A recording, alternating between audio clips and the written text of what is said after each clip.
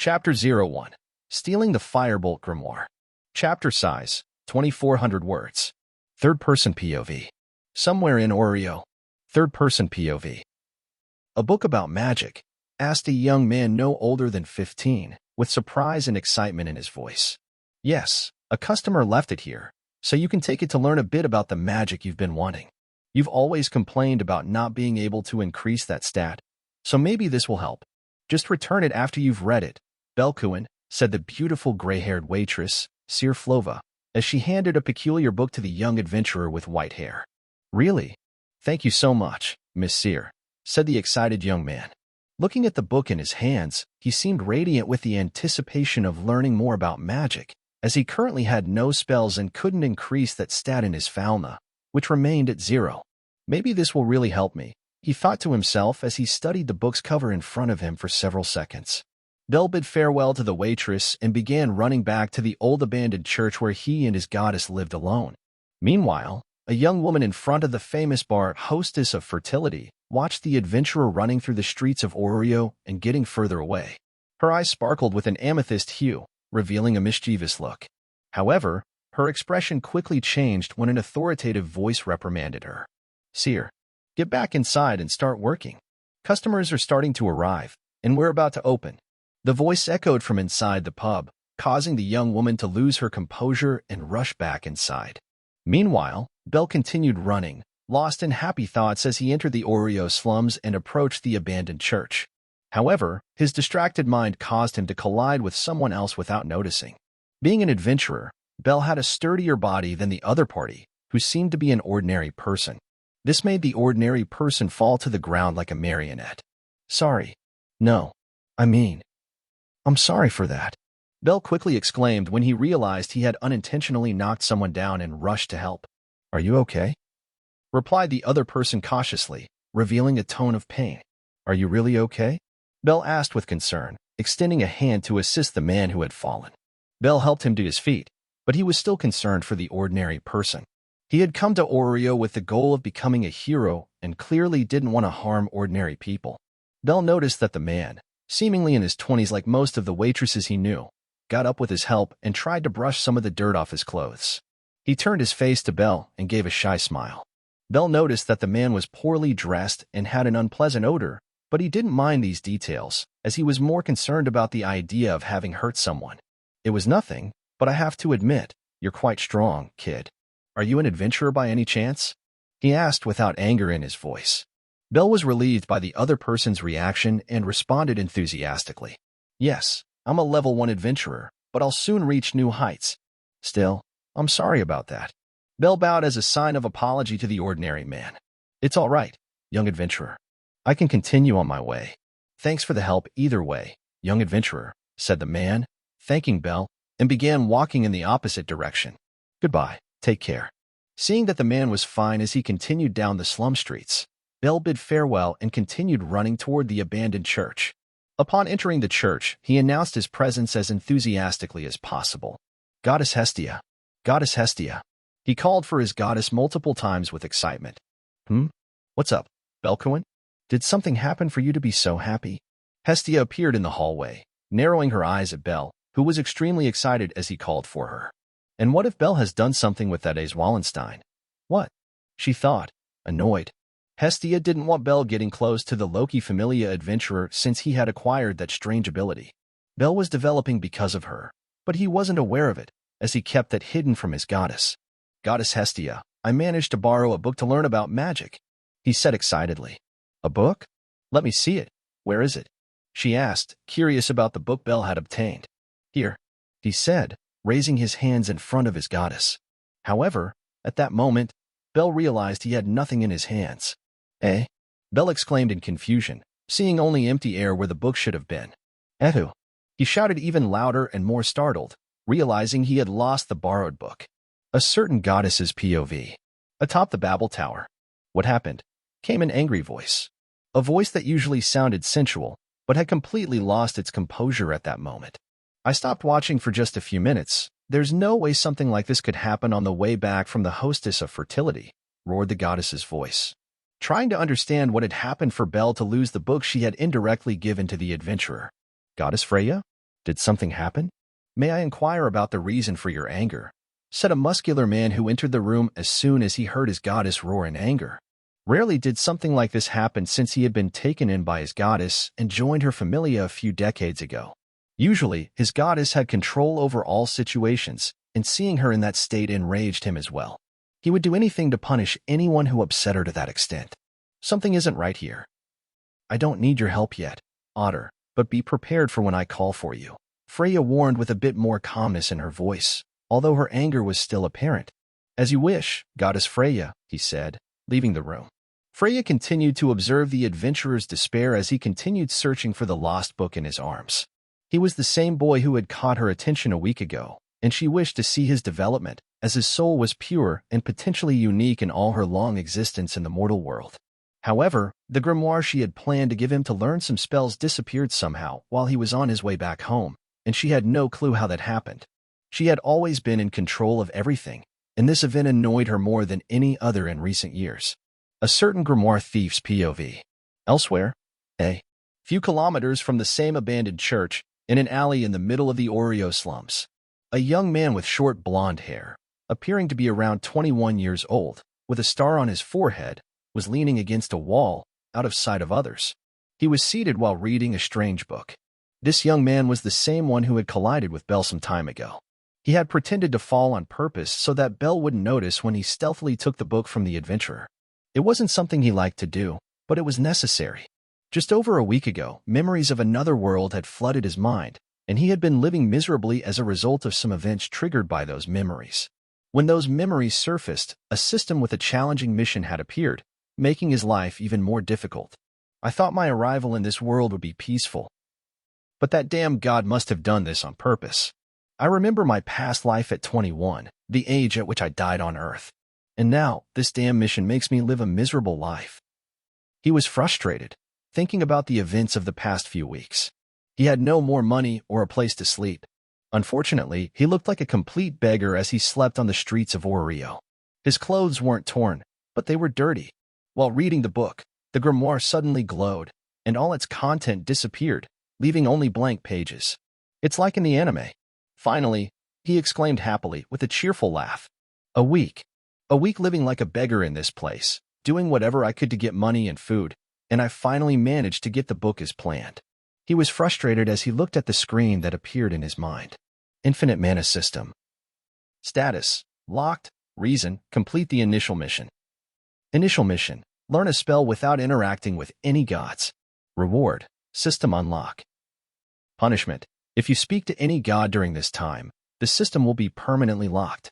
My name is Lucius Drakenar, and in a way, I've been trapped in this world with my memories for a week, thanks to the reincarnation cycle. When I died in my former life, in a place called Earth, I was transported to a cosmic plane and encountered a higher being known as the Creator. This being chose me to reincarnate into a world of its choosing, which, to my surprise, seemed to function like an entertainment story. After discovering the world to which I would be sent, I was entitled to make a single wish. Without wasting time, I chose to have infinite energy to use spells and a system to acquire new spells. After all, in a magical world with these conditions, I could easily become the best, right? However, the higher being hesitated to grant my wish, claiming it was 2 wishes. After about 5 minutes of negotiation, I finally persuaded it.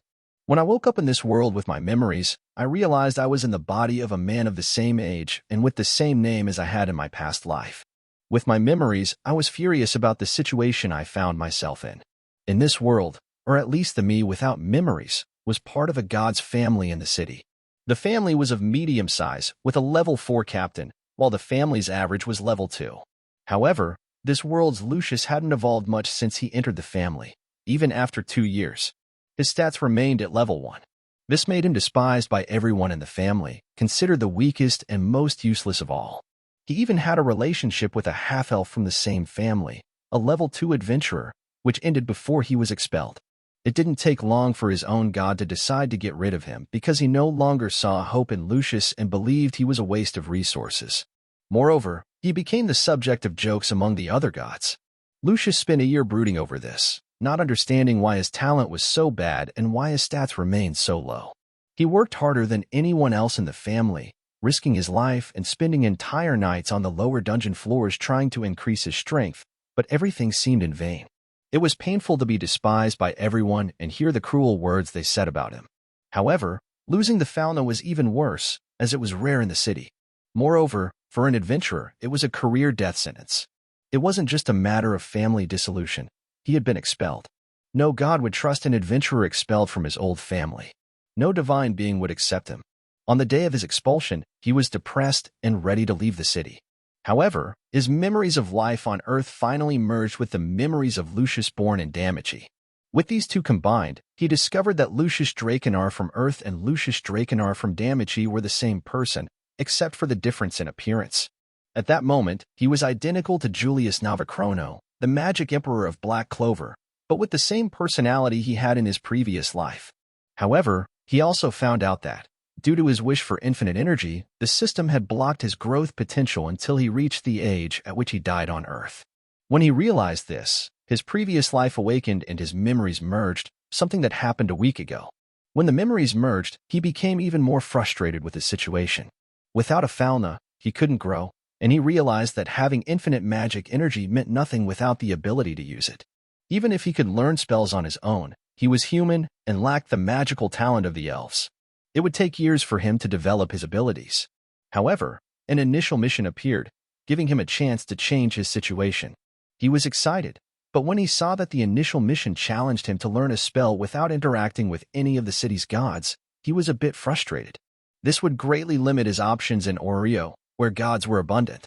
Speaking to any adventurer could attract his god's attention, and he needed a grimoire, something well beyond his means.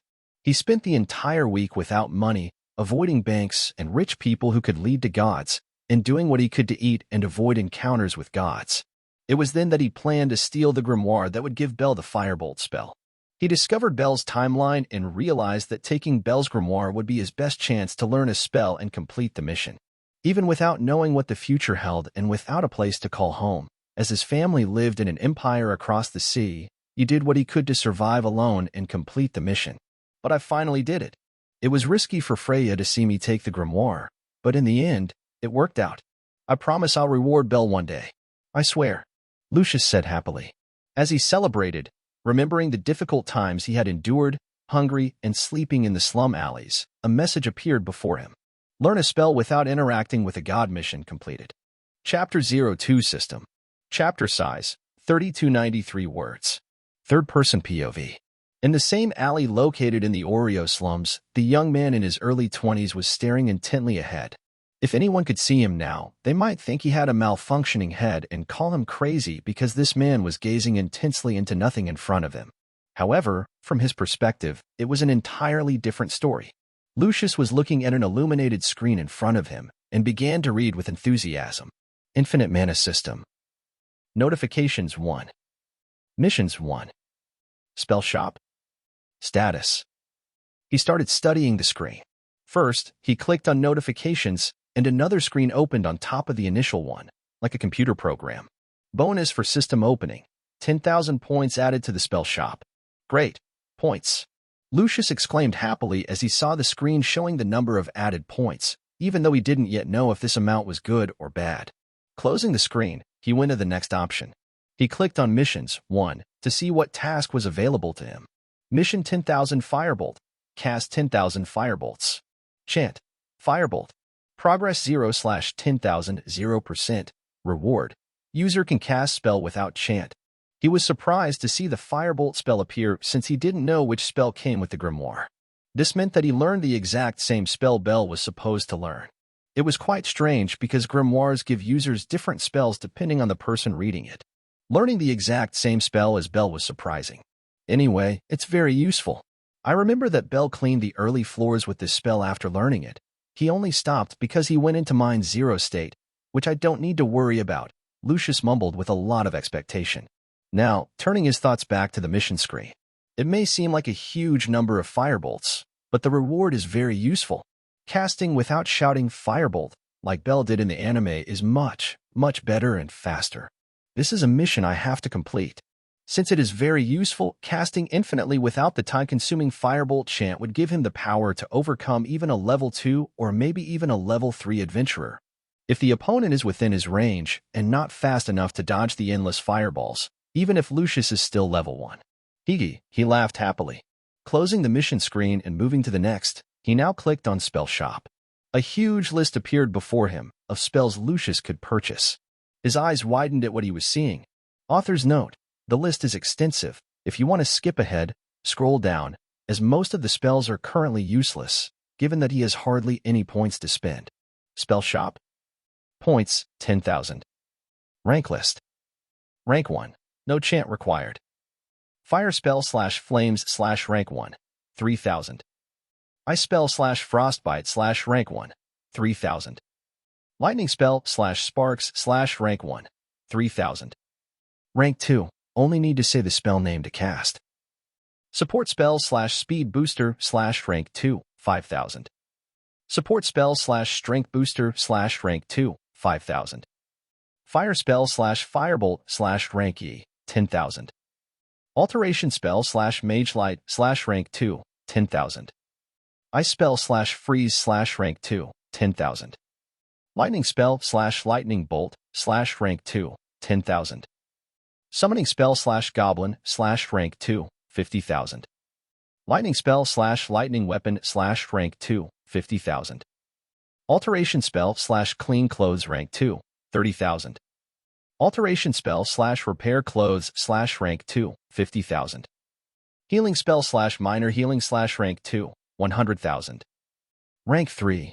Need to state spell category and full name to cast. Alteration spell / minor fire resistance / rank 3. 100,000. 10% resistance against fire element.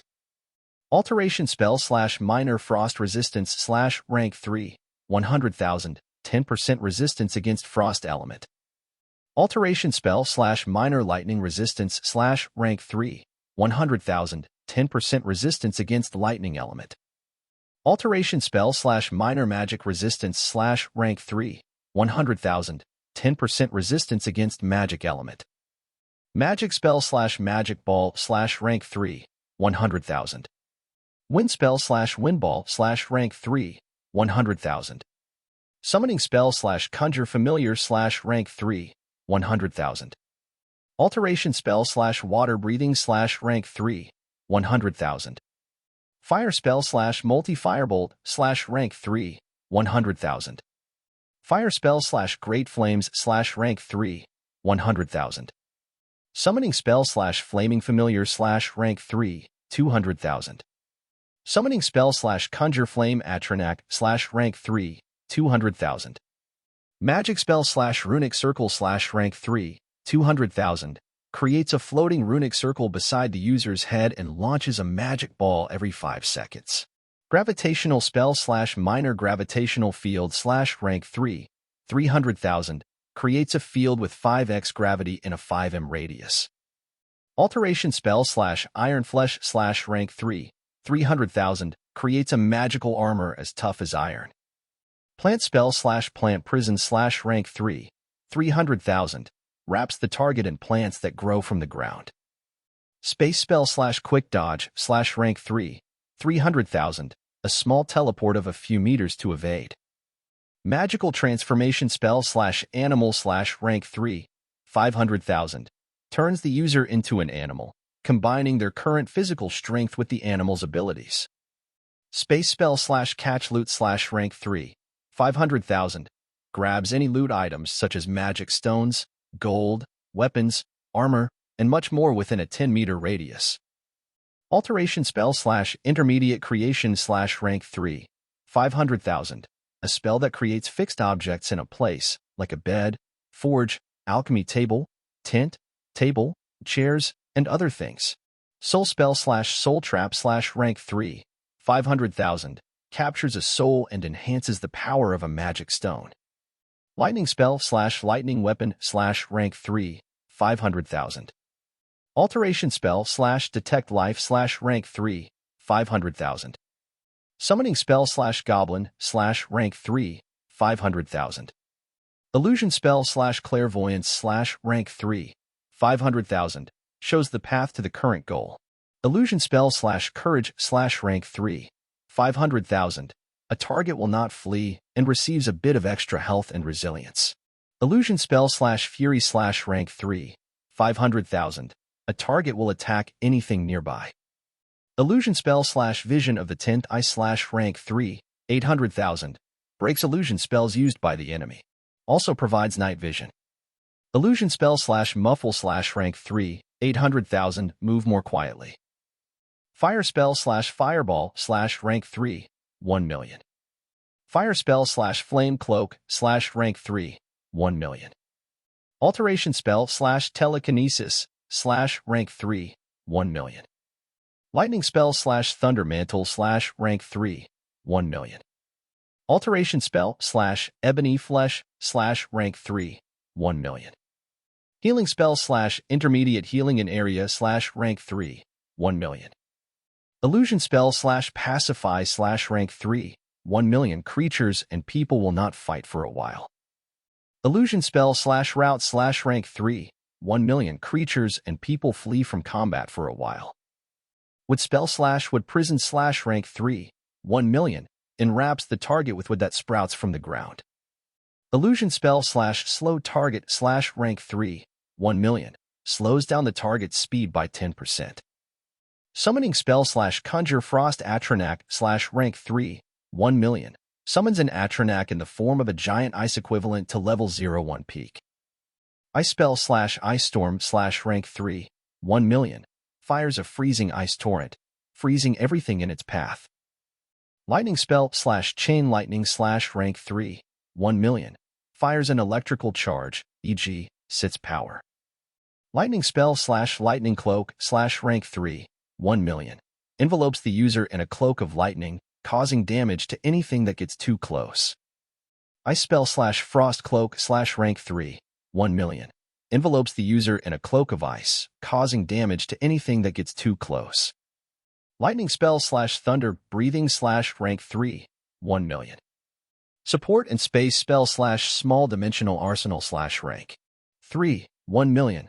Spell that stores 5 weapons. Magic spell / minor magic aura / rank 3, 1 million. Creates a small force with the user's magic. Gravitational spell / intermediate black hole / rank 3, 1 million. Creates a black hole, pulling everything and everyone in. Alteration spell / intermediate fire resistance / rank 3, 1 million. 25% resistance against fire element. Alteration spell / intermediate frost resistance / rank 3, 1 million. 25% resistance against frost element. Alteration spell / intermediate lightning resistance / rank 3, 1 million. 25% resistance against lightning element. Alteration spell / intermediate magic resistance / rank 3, 1 million. 25% resistance against magic element. Rank 4, requires reciting a long complete chant. Summoning spell / conjure storm Atronak / rank 4, 2 million. Summons an Atronak that releases level 02 lightning. Summoning spell / command Daedra / rank 4, 2 million. Summons a Daedra soldier equivalent to level 02. Magical transformation spell / monster / rank 4, 3 million. Transforms the user into a monster below their level, combining their current physical strength with the animal's abilities. Ice spell / icy spear / rank 4, 3 million. Fires a spear of ice. Gravitational spell / intermediate gravitational field / rank 4, 3 million. Creates a medium field with 10x gravity in a 30m radius. Ice spell / wall of frost / rank 4, 3 million. Summons a 10m ice wall. Lightning spell / thunderbolt / rank 4, 3 million. Powerful instant speed lightning bolt. Lightning spell / wall of storms / rank 4, 3 million. Summons a 10m lightning wall. Fire spell / incinerate / rank 4, 3 million. Fires a wave of fire, burning everything like a wave. Fire spell / wall of flames / rank 4, 3 million. Summons a 10m wall of fire. Solar spell / sunball / rank 4, 5 million. Creates a highly destructive fireball, e.g., Iskander's ball. Summoning spell / conjure Grimoire lord / rank 4, 3 million. Summons a soldier equivalent to an adventurer level 02-03. Time spell slash chronostasis Grigora slash rank 4. 3 million. Imprisons objects and spells in a time sphere. Time spell slash chronostasis slash rank 4. 3 million. Imprisons living beings in a time sphere. Alteration spell slash mass paralysis slash rank 4. 5 million. Paralyzes a group of targets. Effect works according to the user's level. Time spell slash slow time slash rank 4. 5 million. Slows down time by 50%. Magic spell slash float slash rank 4. 5 million. Makes the user float. Space spell slash superior catch loot slash rank 4. 5 million. Grabs any loot items such as magic stones, gold, weapons, armor, and much more within a 50-meter radius. Alteration spell slash advanced fire resistance slash rank 4. 10 million. 50% resistance against fire element. Alteration spell slash advanced frost resistance slash rank 4. 10 million. 50% resistance against frost element. Alteration spell slash advanced lightning resistance slash rank 4. 10 million. 50% resistance against lightning element. Alteration spell slash advanced magic resistance slash rank 4. 10 million. 50% resistance against magic element. Gravitational spell slash advanced black hole slash rank 4. 10 million. Creates a black hole, pulling everything and everyone in. Support spell slash advanced strength booster slash rank 4. 10 million. Increases stats by 30%. Support spell slash advanced speed booster slash rank 4. 10 million. Increases stats by 30%. Space spell slash fast teleportation slash rank 4. 10 million. Teleport anywhere within a 50 m radius. Wood spell slash wood manipulation slash rank 4. 10 million. Can create anything with wood, e.g., wall, house, bed. Earth spell slash terrain manipulation slash rank 4. 10 million. Can manipulate the terrain, e.g., create walls, lower ground level. Support spell slash advanced strength booster slash rank 4. 10 million. Increases stats by 30%. Support spell slash advanced speed booster slash rank 4. 10 million. Increases stats by 30%.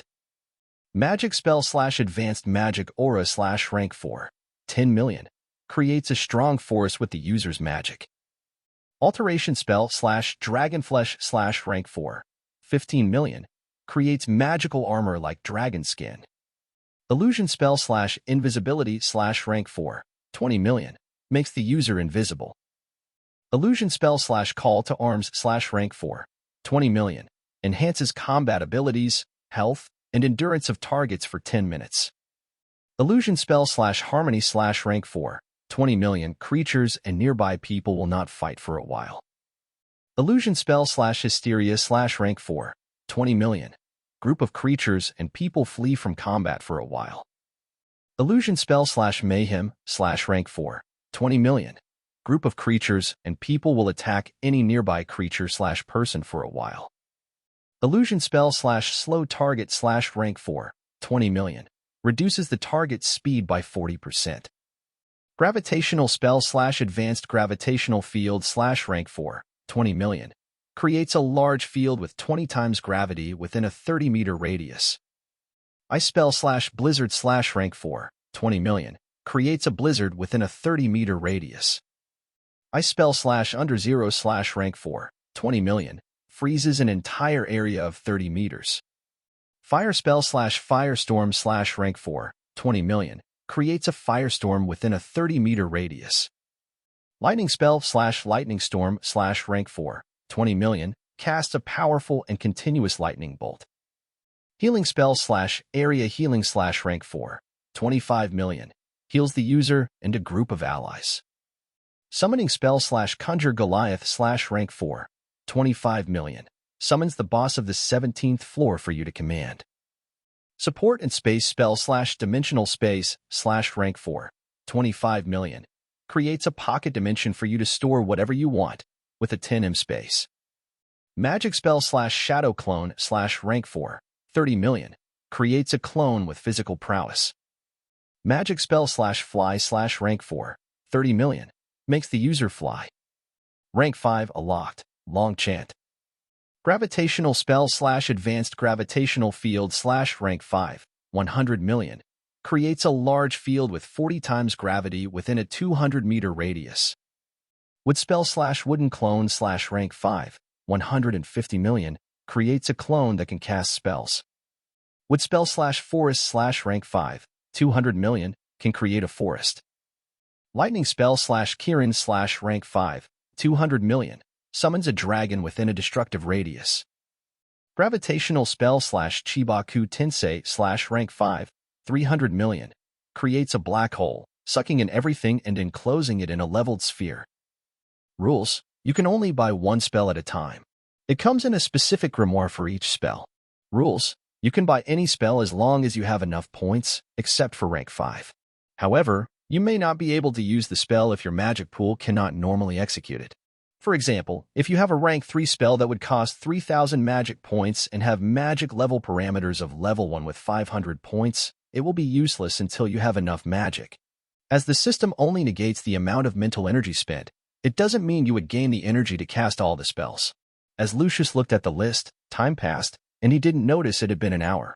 He was captivated by all the spells in front of him, and his excitement reached its peak as he imagined what he could do with so many powerful spells. It's a shame to find out that my initial 10,000 points can't do much, but I'd like to earn points as quickly as possible and become overpowered, Lucius said with anticipation. Reading the store rules at the end of the screen, he found out that he could buy everything he could at once, and for every purchase, a grimoire would appear in front of him for each designated spell. This was an advantage, as he could buy one spell from each item on the list and even distribute the spells to others if they weren't suitable, as an option if Lucius wanted to help an ally. Among them was Firebolt, a rank 2 spell. Honestly, even though the grimoires present spells differently to each person, there are still classification levels for the grimoires, and Lucius deep down expected more from Freya. He thought she might give him higher-ranked spellbooks, but that didn't seem to be the case. He discarded that thought after a few seconds, believing that Firebolt was perfect for Belle, who had no magic until now and needed a fast-casting spell. Lucius was happy to have this system now, and it made him remember how he managed to complete his mission, which came at the expense of another person. In short, he stole an item that didn't belong to him, which left a bitter taste in his mouth.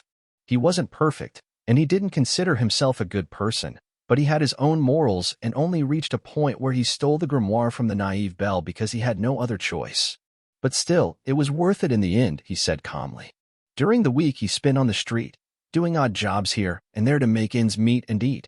He could have gone to Hestia or even asked for food at the hostess of fertility. He knew Hestia had a kind heart and would provide him with a place to sleep, and Mia Grand wouldn't let him go hungry, even if Lucius had no money. However, by doing something like that, he would lose his mission if he interacted with any gods, Hestia directly and Freya indirectly through Seer when he went to the famous pub. Going to the dungeon was also an option to obtain stones, as he still retained his level 1 strength until his death, but it was impossible to reach the dungeon entrance without bumping into a god. Even in the slums, he was forced to dodge through the streets whenever anyone who seemed like a divine being appeared while he spent his days planning to steal the grimoire.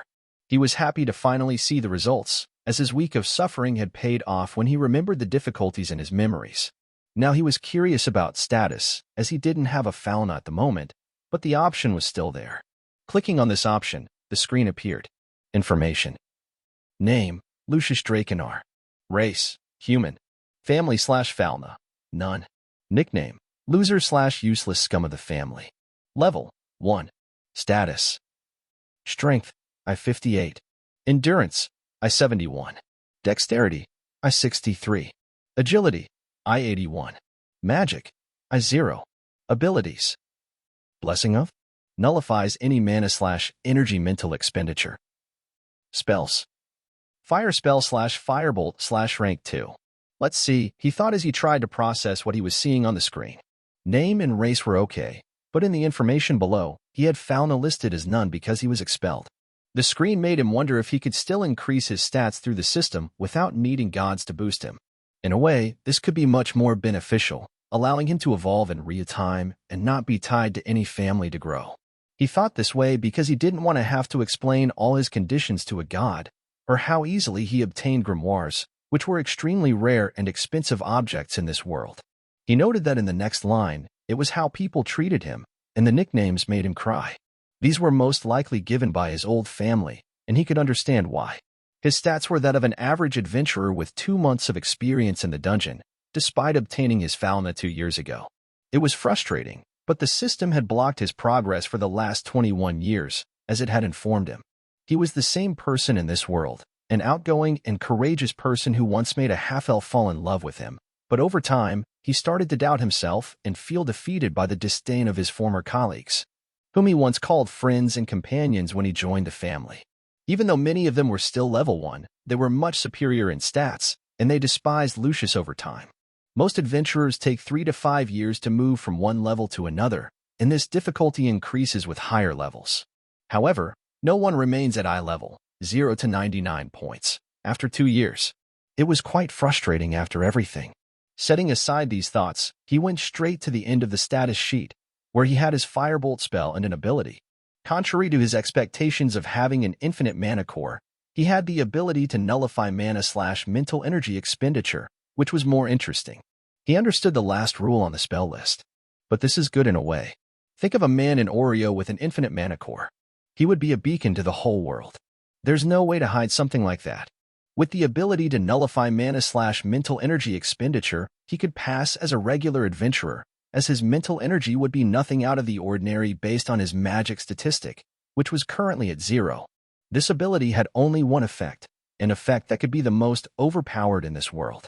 No matter how many spells he cast within his magic points, he would never reach mine 0, no matter how many spells Lucius could cast.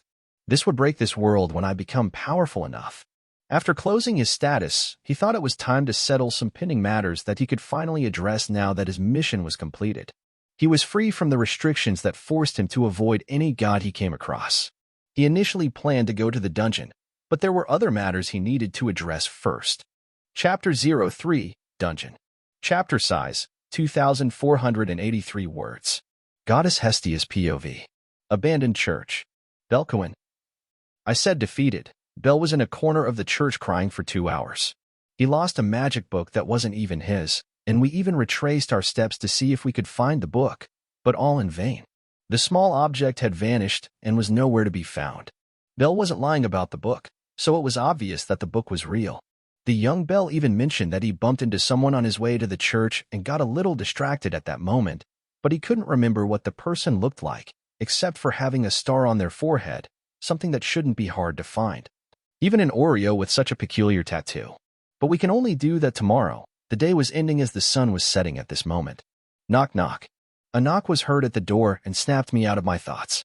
I found it strange as I walked to the door since even though I had some acquaintances and was a goddess, hardly anyone comes to visit me, especially this late. When I opened it, I was even more surprised because there was a young man with short, disheveled blonde hair and a star drawn on his left forehead, a not very common appearance here in Orario. It didn't take Hestia long to realize it was the man Bel had described. His clothes were a bit dirty, as if he were a homeless person, and the smell was not very pleasant. Did he find Bel's grimoire and come to return it, or? I imagined the reason for his visit in my mind. Can I help you? I asked anyway to hear the reason directly from his mouth. There was a possibility that he could be a new family member. He seemed strong, despite the fact that this man looked like a beggar, but I wouldn't deny him. Ah, yes. I bumped into the boy who came to this church some time ago and noticed he had a book of his, which I accidentally took. Here. He said awkwardly as he showed the book, but I felt some half-truth in that statement. When he finished saying those words, a shadow loomed over me, and Bel, who had heard the man, stopped crying and immediately ran to the book in his hands. He practically jumped on the newcomer and took the book, not forgetting to thank him sincerely for it quickly. Thank you, thank you, thank you, Bel shouted, bowing multiple times, and before the man could say a few words, my son ran to the couch and started reading the book as if it would disappear again at any moment. It was nothing, Mr. Adventurer. I guess, he said awkwardly, looking at Bel, and when he saw Bel running to the couch and opening the book, he smiled while still looking at Bel, and his eyes shone as if he expected this kind of behavior from my son, which I found very strange. I am Goddess Hestia, and on behalf of my family, I would like to thank you for returning the book. May I know your name? I wanted to know more about this young man who was a few years older than Bel, but I didn't finish my question because I heard a sound as if someone had fallen to the ground. I quickly looked behind me at Belcoin. When I saw him, he had fallen unconscious to the ground, and I was frightened at that moment and ran to him. "Belk you in. Belk you in," I said as I shook him and noticed that he had no injuries, just the fallen book. I picked up the book to see what he was reading, and then I was shocked when I saw a blank book. Grimoire. I quickly looked at the door and saw the man who had given Belle this grimoire, but he had already left. Lucius POV. Somewhere in Orario. Walking through the streets, I yawned as I looked at the early evening sky. I'll try not to mess with this world's canon, at least not with this. Belle needs the firebolt spell to grow, and as I acquired it without buying it from the system, it was still available for me. So, I spent my points on it before going to the church. I stole it from this world's canonical MC, so it was fair for me to return another grimoire, right? I said to myself.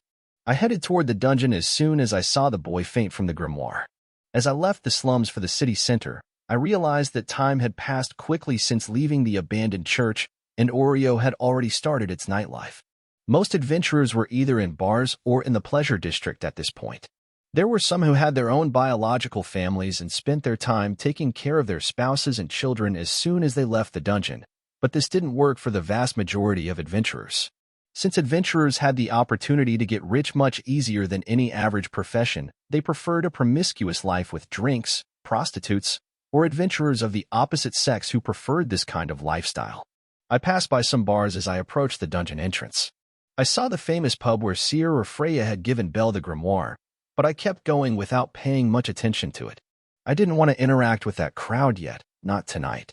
I had no equipment with me since it had been taken from me when I left my former family. I was wearing nothing more than dirty civilian clothes. I was met with many disgusted looks as to why a beggar was out here on the main streets instead of staying in the slums. I knew I was a very attractive man to the opposite sex in this world, according to all the standards and requirements of the female sex, but I had dirt on my face and my clothes, and a horrible smell, so I was clearly looked down upon as a beggar as I walked. I didn't care much. I needed money and knew how to get it more easily, ignoring all the looks and comments people made when they saw me. I continued on my way to my goal. In the area, there was a large building next to Babel Tower, with a huge door for the constant flow of adventurers. I ignored the strange looks and entered directly. Passing through the corridor to the entrance of the stairs, I was lucky that there were no guards at that moment. With my appearance, I would have spent some time answering their questions until they released me or I had to threaten them, but seeing the empty entrance was a big surprise for me, something that shouldn't happen all the time. But I took advantage of the situation. "Hey, look at this. A suicidal guy," one voice said as I passed through the hall and started going down. "And why should we care? It's this guy's problem, not ours," another said.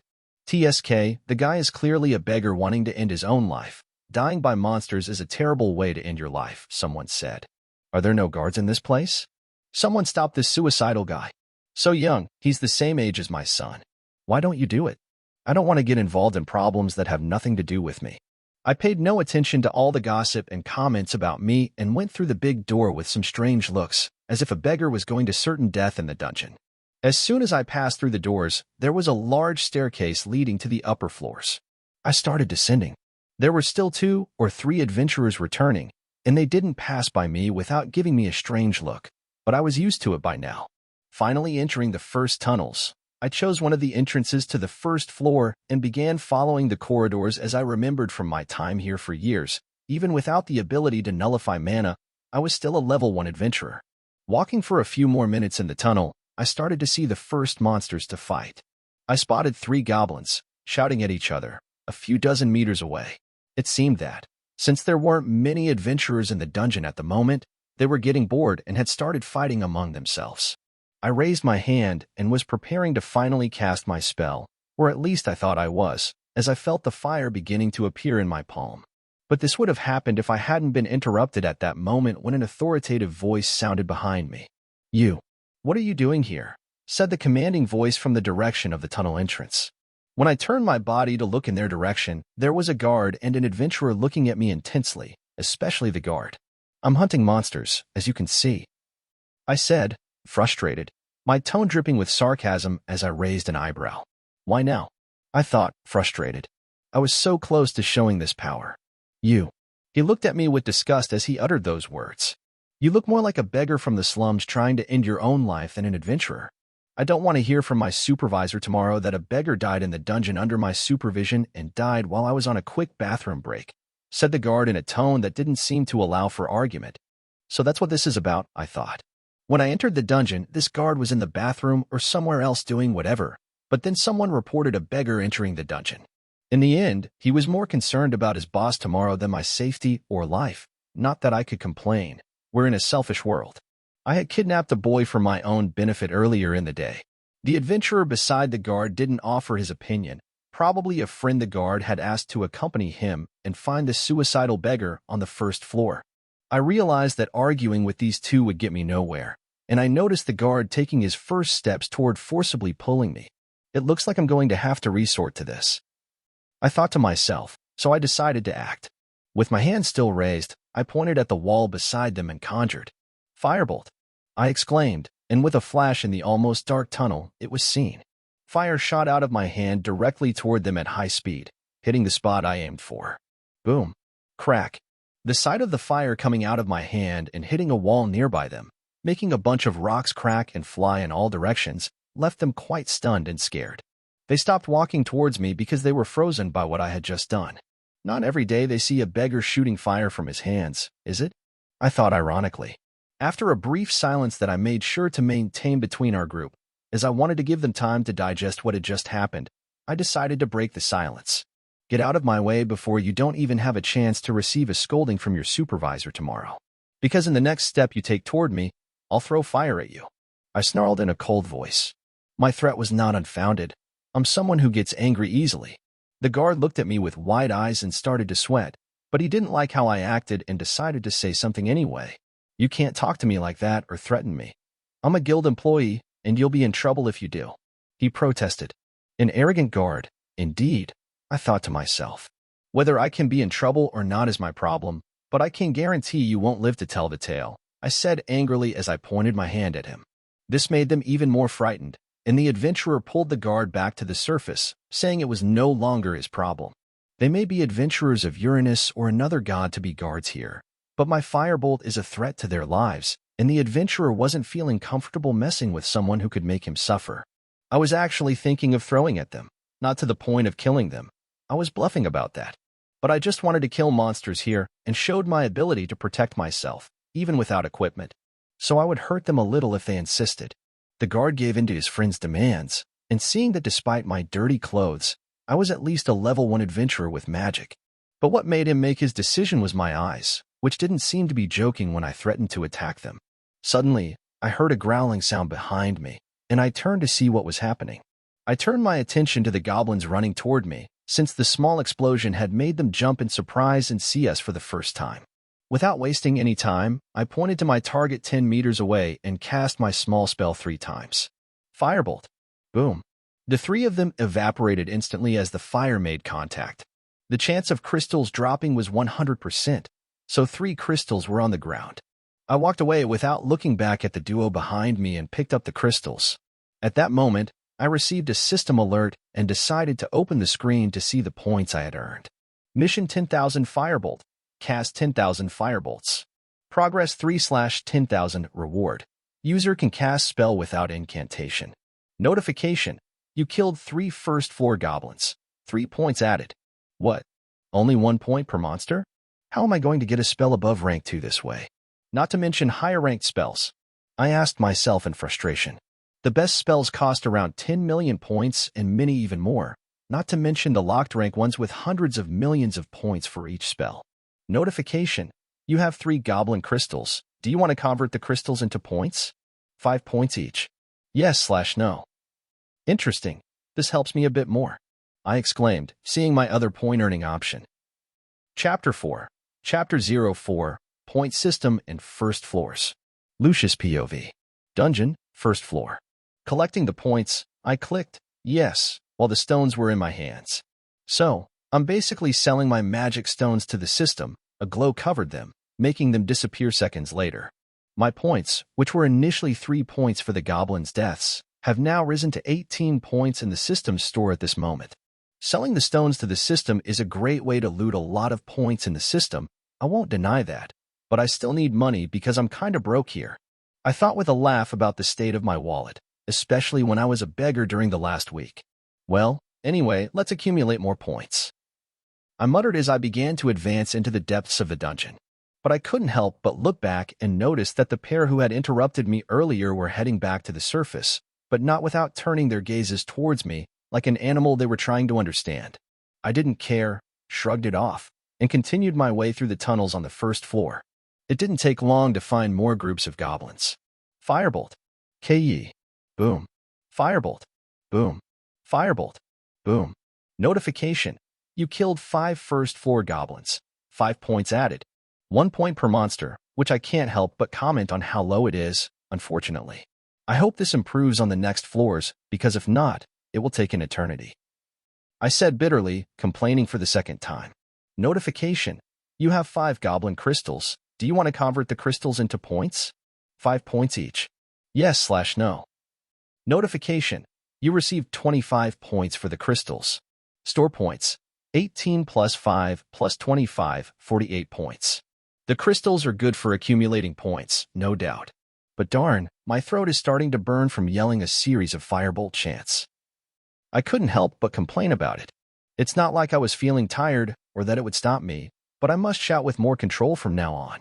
I don't want to have to return to the surface too early because I have no voice in the next few hours.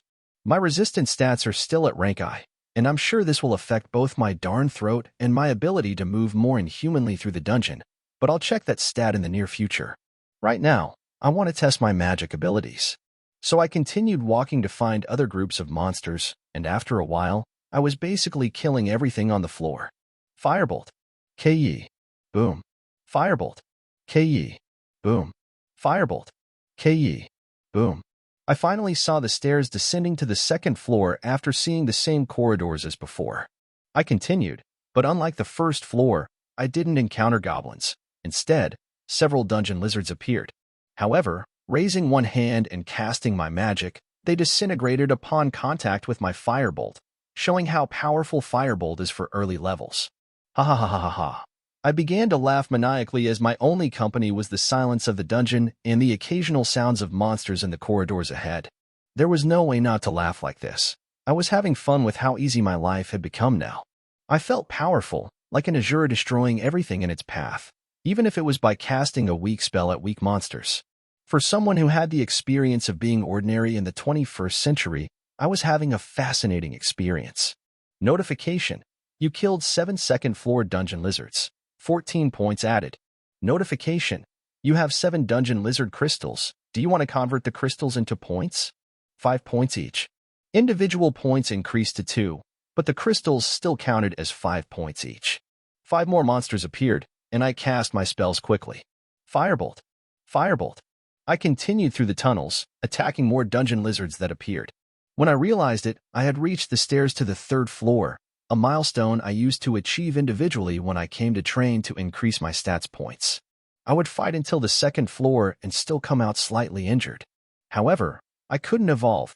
It was painful memories to see that I started to become a burden to the group of companions who entered the same generation as me and watch them grow while I remained stagnant in the same parameters. Even my former god lost some interest in me, making only 2 updates to my status in the last year. Now I couldn't help but get quite excited about my new abilities. I don't know how high I can rise now, but I know I've already surpassed my old self. Let's see how far I can go today, I said confidently. I rarely went to the lower floors alone. In my memories, I participated in some expeditions with my old family, and I even made it to the 18th floor, in other words, the floor of the famous city of Riveria. So I already have prior knowledge and experience of this dungeon, something I have to be thankful for not having to go through the rigorous classes like Ina's, even though my advisor is someone else. As I exited, I continued my way, killing everything between the 3rd and 4th floor as I reached it. Everything I've encountered in the dungeon so far has been kobolds, goblins, and dungeon lizards. I killed all of them without much difficulty. However, I noticed that I started to have a problem. It wasn't any injury because no monster came close to me without being disintegrated first, but my throat. It was getting dry. I'm not used to chanting spells for a long time, let alone shouting for a full hour since I entered the dungeon. After killing everything on the 4th floor, I entered the 5th floor. There were no monsters here because it was a resting floor with no respawns. I saw a small stream in it and stopped to drink a bit. I should bring bottles with me next time. I made a mental note. I rested for 30 minutes before continuing to the 6th floor, where shadows were quite persistent on this floor, so I found a group and cast several firebolts at them. Notification: you killed 10 war shadows on the 6th floor, 60 points added. Notification: you have 10 war shadow crystals. Do you want to convert the crystals into points? 10 points each.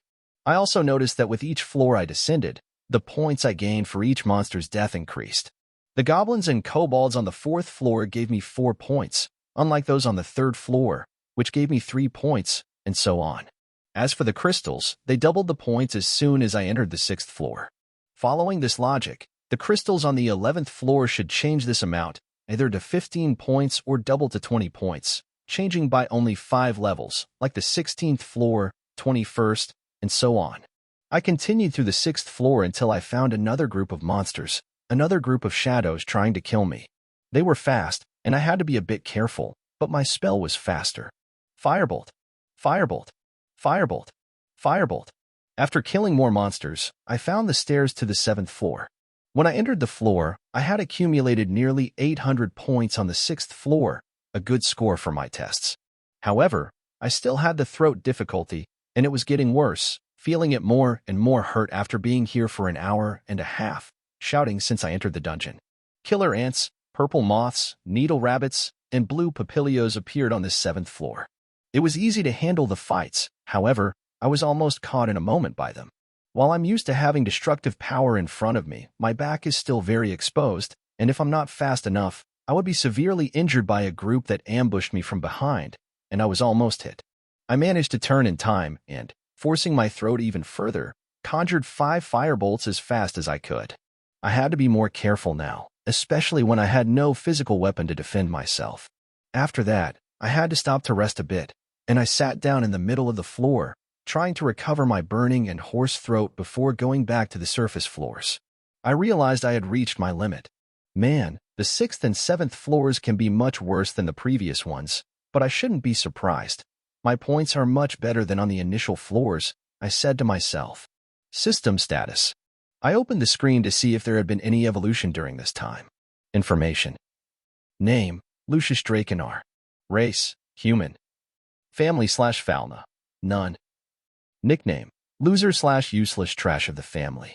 Level: 1. Stats. Strength: I 58-60. Endurance: I 71-72. Dexterity: I 63-65. Agility: I 81-85. Magic: I 0-30. Abilities. Blessing of? Cancels any mana/mental energy expenditure. Spells. Fire spell/firebolt/rank E. Chapter 5. Chapter 05. Riveria Joself. Information. Name: Lucius Drakenar. Race: human. Family/fauna: none. Nickname: loser/useless trash of the family. Level: 1. Status. Strength: 58-60. Endurance: 71-72. Dexterity: 63-65. Agility: 81-85. Magic: 0-30. Abilities. Blessing of? Nullifies any mana/mental energy expenditure. Spells.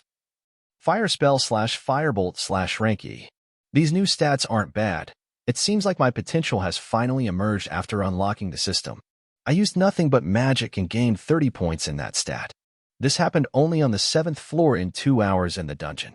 I also gained a few points in other physical areas where I didn't exert much effort, so I can't complain. I was still looking at the screen when I heard footsteps approaching, diverting my attention to the corridor where the noise was coming from. I became a bit cautious immediately. Inside the dungeon, you never know what might happen when adventurers encounter each other. In most cases, they just pass by without caring, but there are adventurers who hunt others for stones and equipment when there's no personal feud involved. And I can't deny that. With my condition, I look like an easy target here. Not to mention that I'm still weak. I need time to start protecting myself, and I'll never achieve that on my first day. When I saw the owners of those footsteps, I couldn't help but look relieved as I let out a sigh. 2 slender figures were approaching me. I was relieved, but I couldn't deny my shock when I realized who they were. The blonde girl was the first one I noticed. How could I not recognize that indifferent face that I always saw in the anime? It was the sword princess, Ace Wallenstein, with her companion by her side. This means that Belle is in the dungeon too, as they would find him on the 5th floor unconscious from exhaustion due to mental expenditure. But that makes sense, as today was when he learned the same spell as me. When he woke up, he would know he had magic and would test it like a madman, not much different from me, except I can't have mine 0. As I shifted my gaze to the girls, who had already noticed a Lucius leaning against the wall trying to soothe his throat, I was a little surprised. There was no denying it. Ace was indeed beautiful, but that woman was by far the most beautiful I had ever seen in 2 lives. Her name is Riveria Joe's elf, whom I knew from the anime. I expected great beauty from them after watching the anime, and I don't remember encountering them before, except for glimpses in the distance during Loki's grand raids that stopped the city to watch, as the goddess invests heavily in her family's marketing. So, I saw them briefly from a great distance. But looking up close, especially that elf, surpassed all the standards I had seen. But high elves are, by nature, extremely snobbish and pure, and she is no different, or was. As far as I know, she herself was extremely snobbish when she came to Orario with Loki and Finn in the early years. She had great prejudice even against Findame and Gareth Landrock, who are members of her generation and current highest-level executive colleagues, working together to strengthen and manage the family. Over time, she improved her relationship. Well, that doesn't matter to me. "Are you okay?" said a voice, not as sweet as the girls I'm used to. I didn't notice when these women approached me, stopping in front of me. I thought I might be ignored by both as they continued up the floors. Of course, I didn't realize they were approaching, thanks to my distracting thoughts, something I have to be careful about while I'm here in the dungeon. I looked at Riveria, who was a few meters away from me with Ace by her side, and sighed. "I'm fine, but I'll be honest, if you have water in your bag, I would appreciate it," I said with a sad smile. My throat was already saturated, and I would like to drink something before going back to the 5th floor again. Generally, these women wouldn't interact with anyone in the dungeon and would ignore all other adventurers not from their family. However, seeing a man leaning against the wall, seemingly tired, wearing nothing but dirty clothes in the middle of the 7th floor during the nighttime, caught their attention. In the women's minds, their first thought was that this unknown adventurer had been left to die, judging by the state of his clothes and the absence of any weapon to defend himself. She looked at me strangely for a moment. Ace, who was beside her, looked at me with no expression. The elf seemed clean and well, but Ace had her clothes slightly torn and showed some parts of her body that would make anyone look. I didn't even glance at her beyond recognizing her as a 2D character I had seen in my past life. As far as I remember, I hadn't really seen her in these 2 years that I've been in Orario as a level 1 adventurer. However, my attention was more interested in the response of the green-haired, emerald-eyed elf beside her, as I needed a drink. "We do have some here," she said neutrally. Her voice carried a tone of leadership or strict mentorship and was naturally indifferent.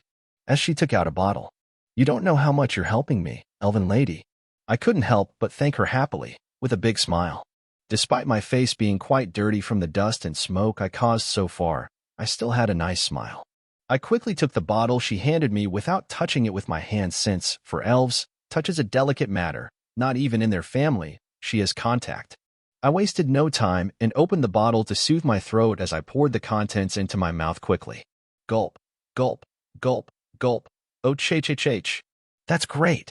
I smiled again with my relieved burst. "Do you need help getting back to the surface?" she asked me after seeing me drink with a relieved expression. They might ignore all adventurers, but they are still kind enough to see someone struggling. Even though my issue is only with my throat, what about someone standing on the 7th floor without armor? "No, miss. I appreciate your kindness, but I'm fine. I just needed some water to soothe my throat," which made me quite happy with this bottle. I said confidently, but it didn't seem to stop her from asking more. "But you're alone, without equipment or a weapon. How can you want to stay here?" she asked me quite curiously. Anyone would think that I could be on the verge of death here, but here I was, smiling and talking as if I wasn't on the 7th floor with empty hands and dirty clothes. How should I explain this? I thought, and with an idea, I pointed my hand to a corner of the corridors. "Firebolt," I said. I couldn't help but notice her eyes widening when she saw my palm light up and launch a small fireball, illuminating all sides as the fire went straight. Boom.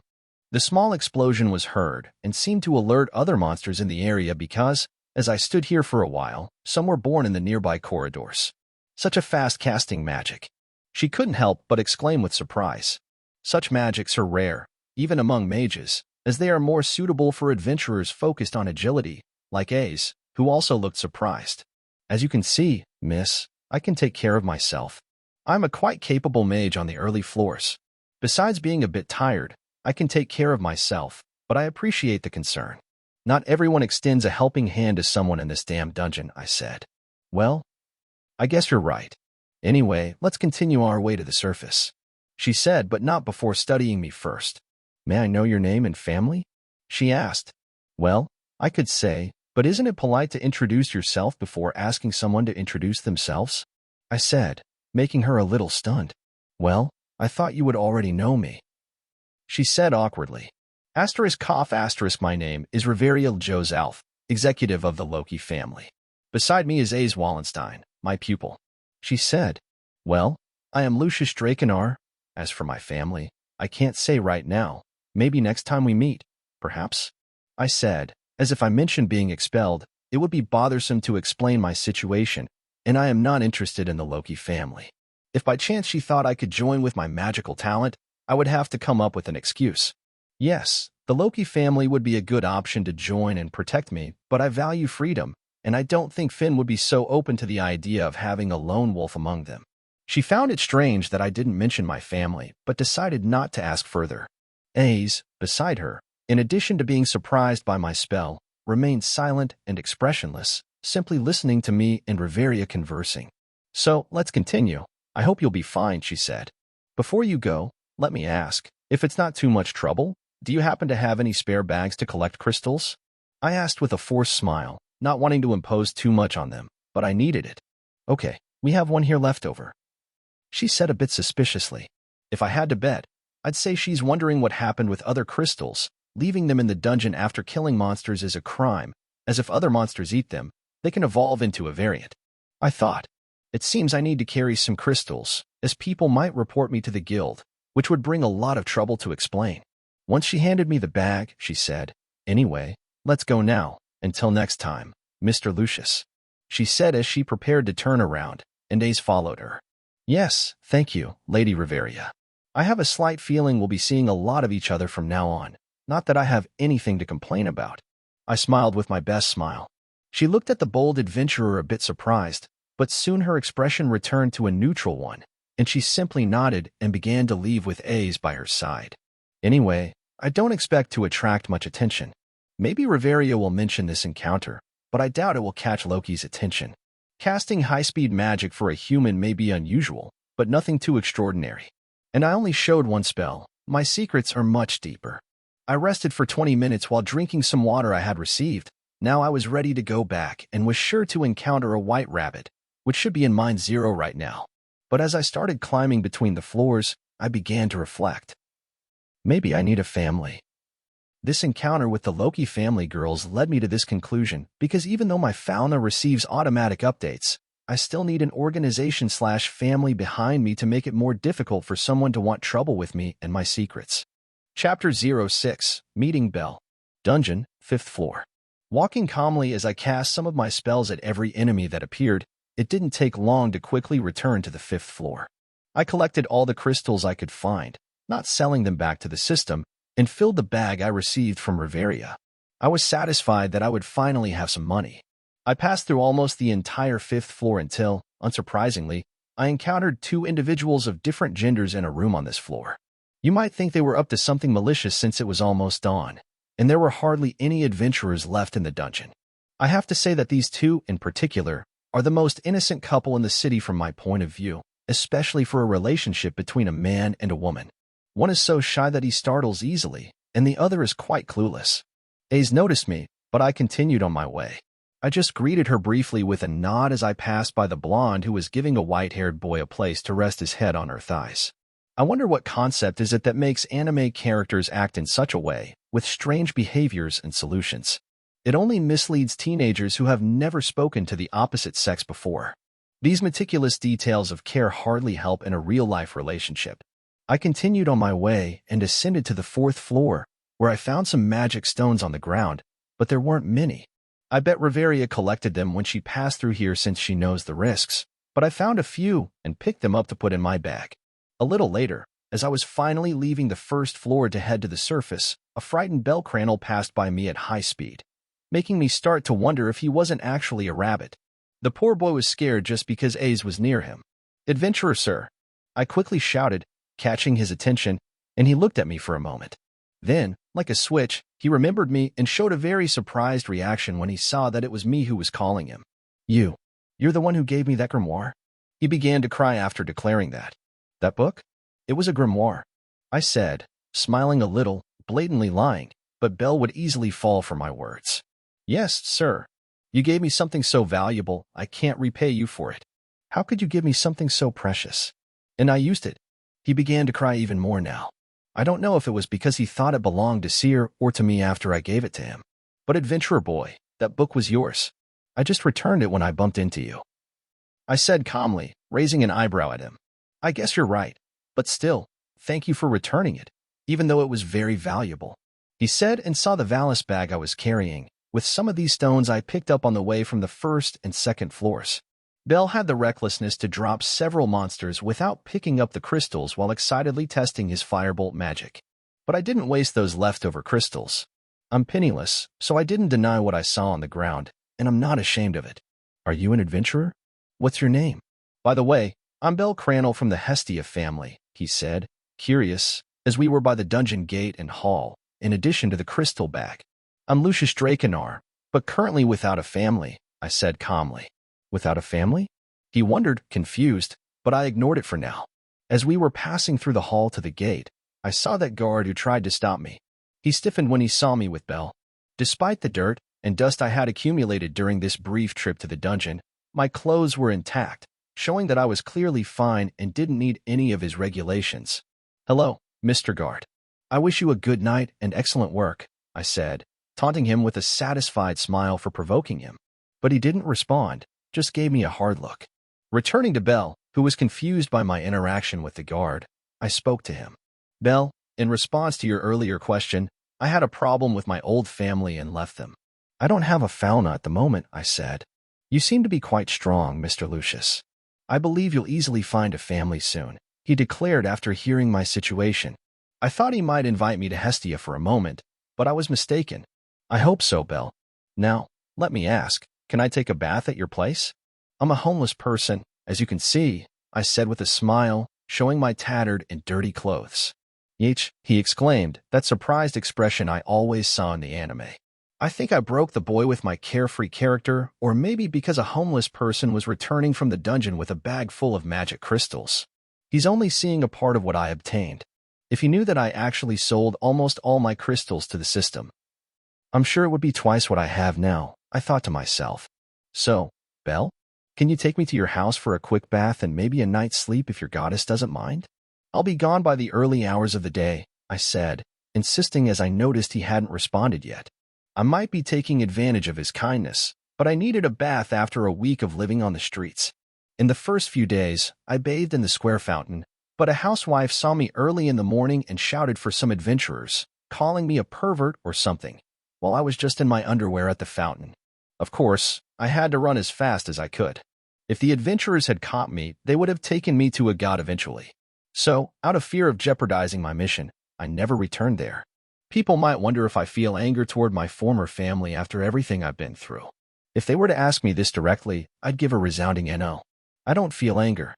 Honestly, I think that if they hadn't acted the way they did, I would be stuck with an unknown, mid-sized family where their god would dictate every step I took. So I'm happy to end up as a beggar. When my memories returned, it wasn't necessary to fall to the point of doing some petty things to get food or sleep in alleys, but I endured it all, remembering the reward of my mission. If I couldn't find any god in a week, if Freya had simply looked at me from her tower last week, I would have missed my mission and would have had to return to my biological family, something I wasn't too excited about. Or try to find a new god or goddess like Hestia, who I know would accept me even after being expelled by another god. And even though I might not be very strong, I never have my spell system or my blessing with unlimited mental energy, something I'm really enjoying now. Of course, Mr. Lucius. I don't see any problem with that, he finally snapped out of his daze. Bell accepted my request after some time processing the fact that I was still a beggar, one who had given him the grimoire and was returning from the dungeon with a bag full of crystals. We continued walking to Bell's house, and we heard a voice along the way. "Mr. Bell," an elven waitress said as she was taking out the trash in front of the hostess of fertility. She recognized Bell. "Miss Ria?" "Hello," he replied, also surprised. "As far as I can tell, you were in the dungeon, weren't you?" she said while looking at the young adventurer. She also studied me, as expected of a level 4 assassin. Her gaze gave me the creeps. "That's right, Miss Rio. I'm coming back from the dungeon with Mr. Lucius after testing my new magic." After Bell said that, another switch flipped inside the boy, freezing him. Rio and I exchanged strange looks upon seeing this. But I realized that he remembered that his new magic and grimoire came from Seer, who had found the grimoire of some customer. Bell, remembering this, jumped on Rio and began apologizing while crying at the elf, who was taken aback by the boy's sudden emotional outburst. Unfortunately for Bell, Seer had already gone to sleep at the orphanage, and the pub was closing with the last customers. Rio was only organizing things to close the place. If Bell had to apologize, he would have to do it the next day. I just greeted the elf since I didn't have a friendship with her like Bell. It wasn't worth starting a conversation with her, given how closed off she was, especially to strangers. After that, we continued on our way. When we arrived at the church, we went inside, and Bell showed me the bathroom. I didn't waste any more time and jumped into the shower, feeling relieved like never before. I could finally feel clean after days of suffering. Hestia was sound asleep when we arrived, and Bell was a bit excited about his encounter with Aze as he daydreamed about the blonde adventurer on that couch. I found a corner to lie down and sleep for a while with Bell's permission to stay. Third-person POV. Abandoned church, early morning. As the first rays of sunlight entered the church window, Hestia woke up, stretching her arms and yawning. She noticed Bell sleeping on the couch like a rock, not realizing that he had left last night after she fell into a deep slumber. She had been pondering a solution to her problems, and Bell had used a grimoire. With Hestia's dagger, she would have to work for centuries to pay off her debts. She looked at him for a few seconds, trying to remember what she was forgetting. Then, like a lightning bolt, she remembered the memories from the night before. She quickly pounced on Bell, trying to wake him up forcibly. "Belkyuin, Belkyuin, Belkyuin." She grabbed him and shook him as he slowly began to wake up, struggling with her screams. "My goddess," he asked, yawning, still a little tired from the dungeon and the mine zero he had been in a few hours ago. "Belkyuin, we have to find that man who gave you the grimoire. It's an item we can't afford," she exclaimed frantically while still shaking him. "But Goddess Sama, and I know where he is," he said, still very sleepy, making the goddess stop her repetitive movements and look directly at her son. "Really? Where?" "We'll have to apologize for you using the grimoire after breakfast," she said, feeling a bit guilty. But Bell simply pointed his finger behind her. Hestia, who followed the direction of the finger and turned her small lowly body, was surprised to see the same shirtless man from yesterday, now with a clean face, sitting in a corner of her church and sleeping peacefully. He even had some drool on the corner of his mouth. "Etu," Hestia shouted, releasing Bell from her grip, and cautiously entered her house, not knowing how he got there. When Lucius woke up, he felt a gaze on him. As he slowly opened his eyes, he found a twin-tailed Loli looking at him, satisfied, with her hands on her hips. Bell was next to her, rubbing his sleepy eyes. Lucius, not understanding anything, just stared at her with drowsy eyes. They locked eyes for about 20 seconds until she finally decided to break the silence and started talking. "I've made up my mind. Belkuin told me about your situation. You'll be the newest member of my family," she exclaimed proudly, leaving no room for negotiations. "Really? You'll be the second member of our family, Mr. Lucius?" Bell exclaimed happily, losing all his sleepiness, and he didn't wait for Lucius to respond before jumping to the conclusion that the young man would join the Hestia family. What the hell is happening here? Lucius thought before going back to sleep, not wanting to understand what he was hearing from these crazy people. Chapter 07. Joining the Hestia family. Chapter size, 1865 words. Lucius POV. Abandoned church. Information. Name, Lucius Drakenar. Family/Falna, blocked. Nickname, loser/useless family member/calabash bomb, nil. Status. Strength, I60-62. Endurance, I72-75. Dexterity, I 65-67. Agility, I 85-86. Magic, I 30-55. Upon hearing Hestia's declaration, I went back to sleep. When I woke up again, the first thing I did was ignore Hestia's gaze on me for the past 10 minutes. Her eyes gleamed with greed, as if she were in front of a diamond or something. I know my worth and potential, but that look bothered me in a certain way. Taking my eyes off this goddess, I opened my status screen in front of me to see how I had fared since the last update. Going to the dungeon for the first time after acquiring my system, I noticed two extremes. While I gained 55 points in magic as the stat that evolved the most, on the other hand, in physical stats, I increased only 4 or 5 points at most. Considering that I practically only used magic, this is understandable. I realized that evolving these stats, even gaining very few points in some time, was great, a good sign that I can reach level 2 more easily than I imagined. If I focus on my physical stats as well, I might even reach S rank like Bell if I put in more effort than he does. Someone gave me a nickname yesterday as Calabash Bum New, someone I'd love to launch a firebolt at, since nicknames are permanent in the system. Opening other screens, I noted the results for spending 3 hours in the dungeon. Mission 10,000 firebolts. Cast 10,000 firebolts. Progress 365/10,000 reward. The user can cast spells without incantation. System points, 3,245. Not bad. If I plan to work in the dungeon for 6 hours a day, I'll have double these gains. Maybe I can stick to a 9-hour shift on the middle floors, accumulating even more points. Bell will level up in about 20 days, and I won't lag behind. I believe I can complete the Firebolt mission and get a 100,000 point spell. The healing spell seems very appealing, and I really want to get it as it seems quite useful. I should also increase my level without drawing attention. I can still blend in when my level increases, as I've been an adventurer for 2 years and don't really need a family and fauna if I choose. But in case my old god notices, he'll definitely draw attention to me. Lucius, can you in? Lucius, can you in? Even though there's a goddess in front of me trying to get my attention and invite me to join her family at the moment, I'm focused on looking at the invisible screens. I ignore her. However, I'm thinking about it now, considering the possible scenarios in Orario. It might be better for me to have a family backing me up, and my old god might accuse me of something if I show myself getting stronger without having a family. Whatever it is, he'll make up something when he finds out that I'm going to the dungeon when I have no registered fauna or family. I don't want to draw attention to myself in that way. Believe me, living here for 2 years before the canon makes you learn that this city is darker and more perverse than shown in the anime. You discover that gods like Hestia are rare, and most of them see you as nothing more than a pawn or a toy to pass the time in the mortal world. Sighing, I looked at the lowly who was observing me and giving a speech that I honestly didn't listen to while I was focused on the invisible screens. She must think I'm thinking, as I kept my eyes so fixed on nothing in front of me. So together, we'll create a great family, and I'll surpass that Loki idiot. Ha ha ha ha ha. She was in the middle of her speech while laughing like a maniac. But I smiled a bit at the antics of this little goddess, and I decided to speak up for the first time. Do you really want me in your family? I said without expression. Knowing her, if she really wants me to join her family, it means she trusts me with her divine senses. When she heard my sudden question, she couldn't help but shout. Yes. She jumped and exclaimed while Belle was cooking something for us to eat as the first meal of the day.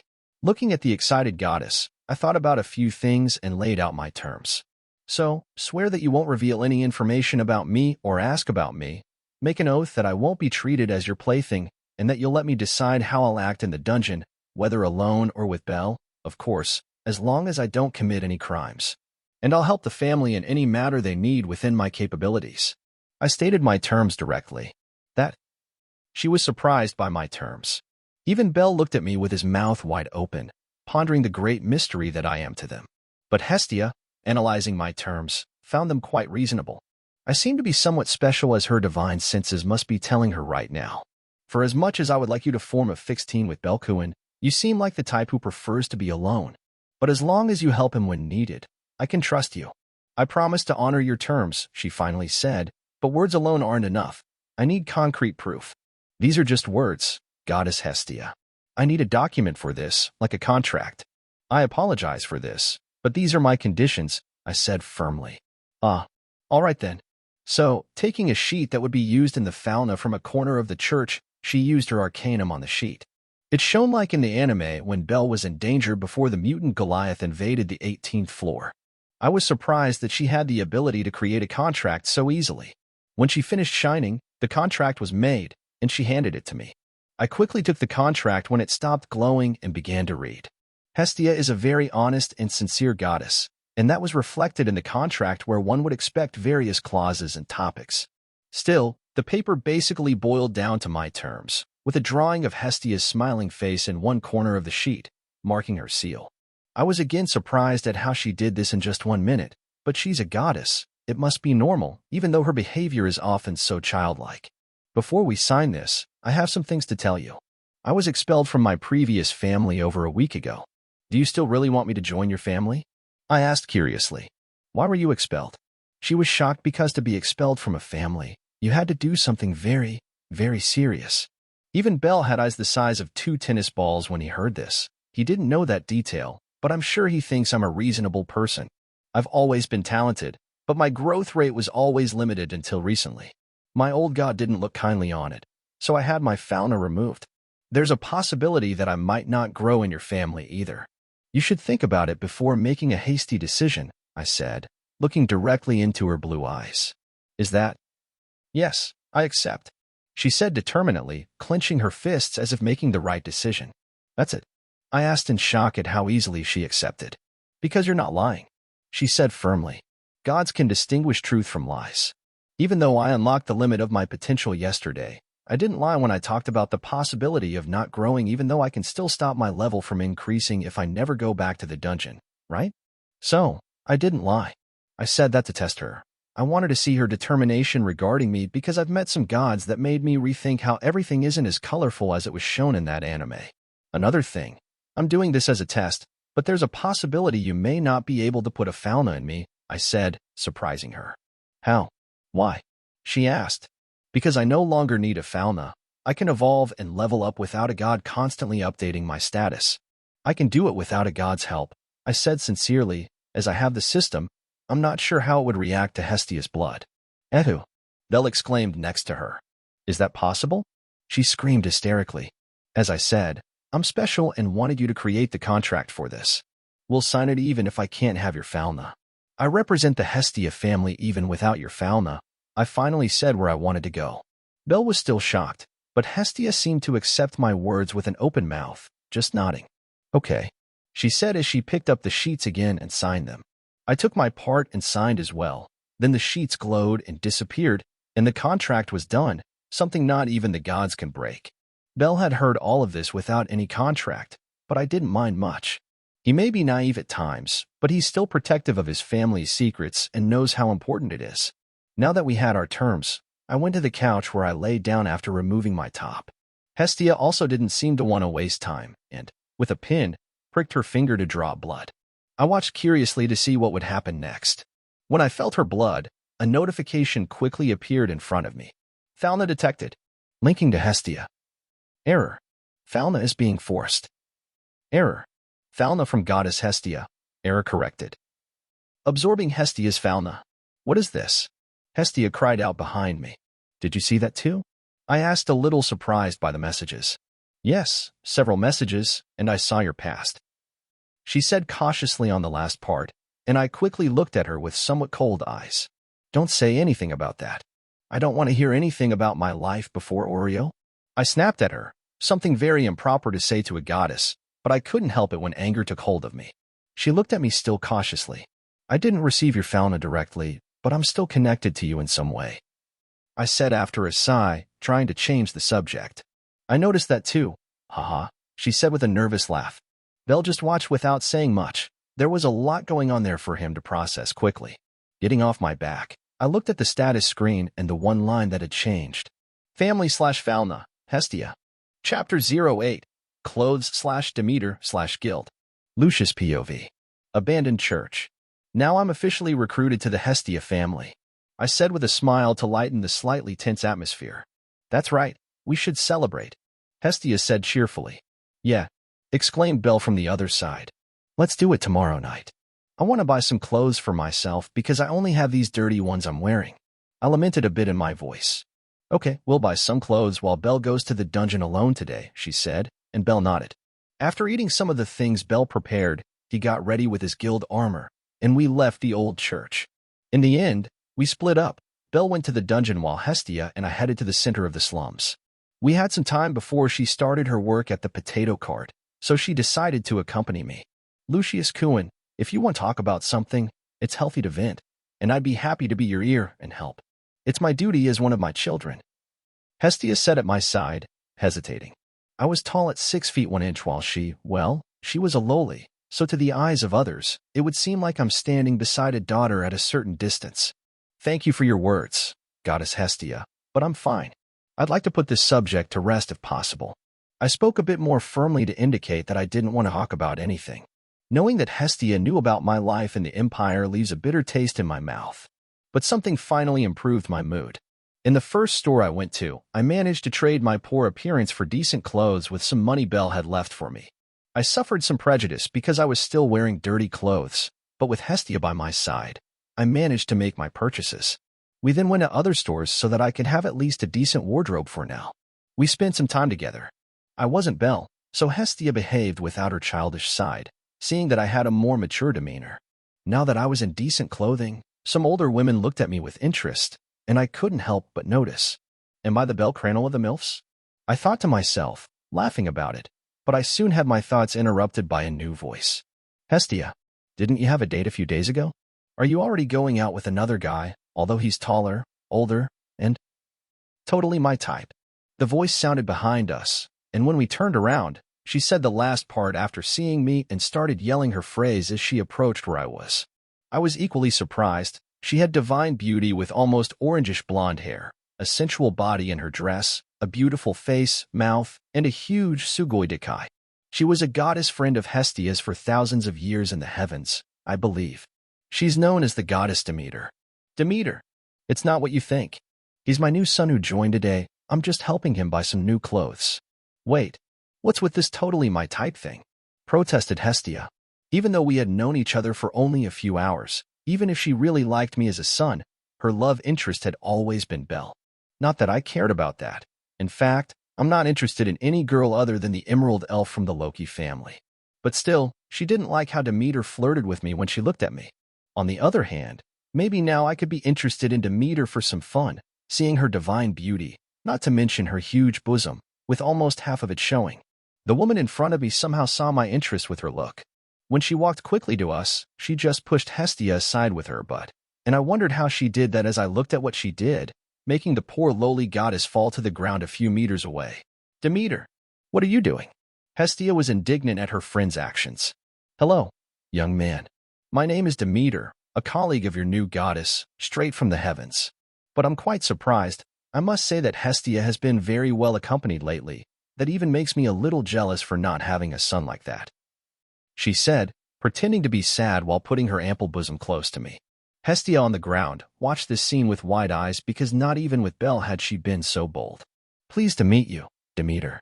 My name is Lucius Drakenar, and I have to admit that my goddess, Hestia, didn't tell me about having such a charming friend.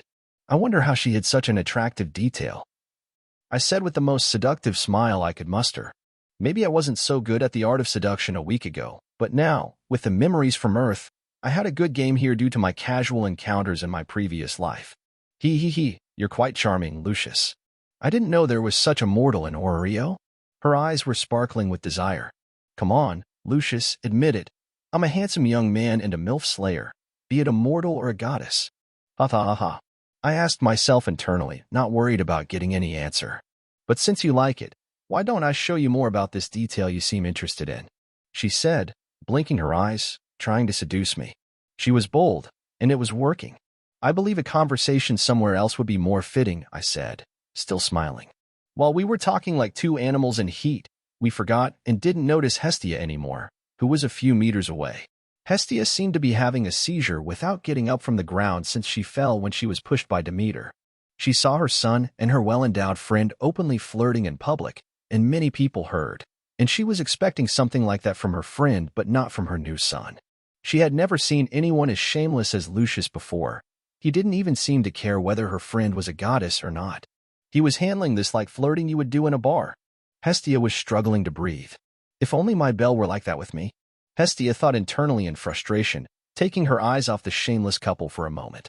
But when she looked again, she realized that Lucius and Demeter had left, without bothering to tell her or completely forgetting about her existence, while they continued to walk the streets of Orario, flirting with each other. "I've been forgotten here," Hestia realized and said with an expression that quickly turned into a lifeless one. "Lucius Draconar, how can you leave your goddess alone here? Demeter, what kind of consideration do you have for your friend?" She shouted in the middle of the street, crying, making everyone look at the poor goddess still sitting on the ground in tears, but there was no sign of the people she called. 3 hours later. "Man, that was great," I said to myself as I relaxed in bed now. There was a beautiful naked goddess next to me, sleeping very contentedly with a smile on her face. I admit that when I found out I was coming to the world of Orario, I always wondered what it would be like to sleep with a goddess, and I wanted to avoid the craziness of Freya to find out. So I was very pleased when Demeter answered my questions in the last 2 hours with intense sex, and I must admit it was the best sex I've ever had. She had divine endurance that I struggled to match in this battle for pleasure. The normal women in this world are on a much higher level in terms of beauty than what I was used to in the other world, and they are much more enthusiastic in bed. However, I've just discovered that a goddess is on an even higher level, but I won't be emotionally involved in this. Despite liking it, I'm not interested in having a relationship with a goddess. Besides, I want a specific woman, and relationships should be a building block for marriage, and marriage is made for having children and taking care of the next generation. If there's no prospect of that, there's no point in getting married. I've always believed that. Lucius Cohen. I heard a moan from beside me. Demeter was sleeping but seemed to be having a dream. I sighed and got up from the bed, took a piece of paper and a pen from the bedside table, and wrote a message on a small letter to the lady lying in bed. I started to get dressed, picked up my bags of clothes, and left the motel with an attendant looking at me as if I had two heads at this moment. I went straight to the church. After getting everything sorted out, I left again and headed to the guild with the crystal bag I acquired yesterday and the fauna sheet that the system had provided me as a member of the Hestia family. It didn't take long for me to approach the Babel Tower.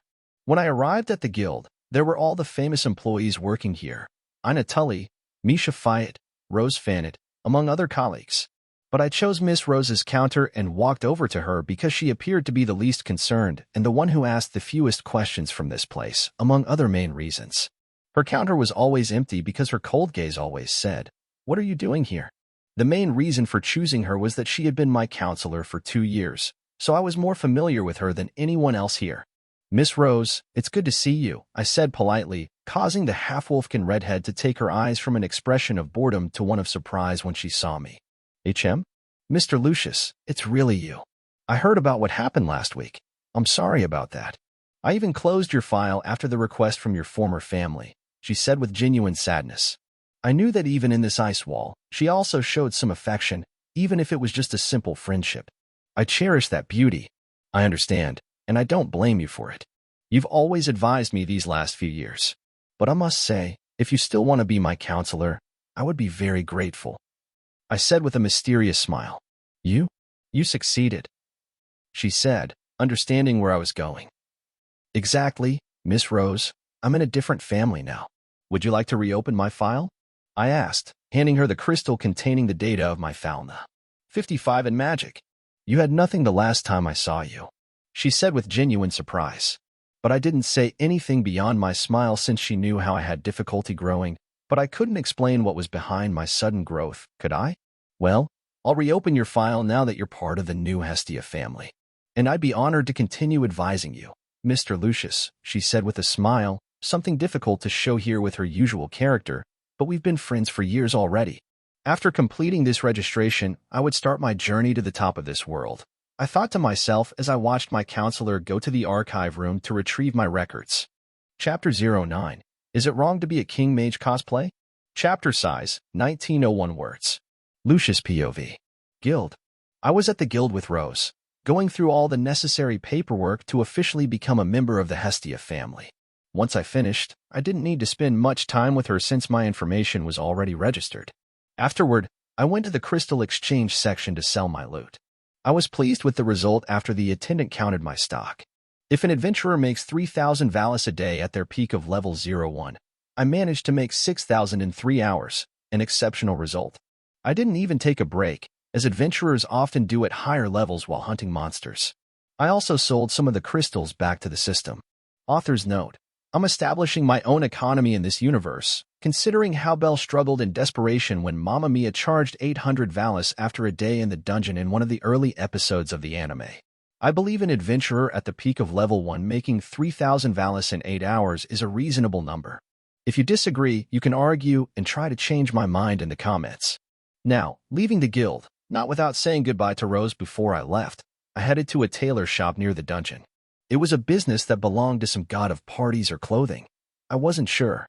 Still, it was a good shop, and one of the god's daughters attended to me perfectly. I placed a custom order for a cloak I designed for myself, a garment that I would use as my official symbol. I made sure to provide details such as a beautiful and expensive fabric, with insignias on a front collar and space for precious stones. Yes, I made this cloak to officially resemble the Mage King from Black Clover. Since I'm a mage with infinite mana, it's only fair that I copy his character's cloak, considering that I'm already a copy here. In my opinion, his attire is pretty cool. I started talking dreamily to the woman after I saw the design. I said things like, I want a soft and comfortable fabric with a perfect red hue that perfectly contrasts with the white fabric and has jewels that exude status and power.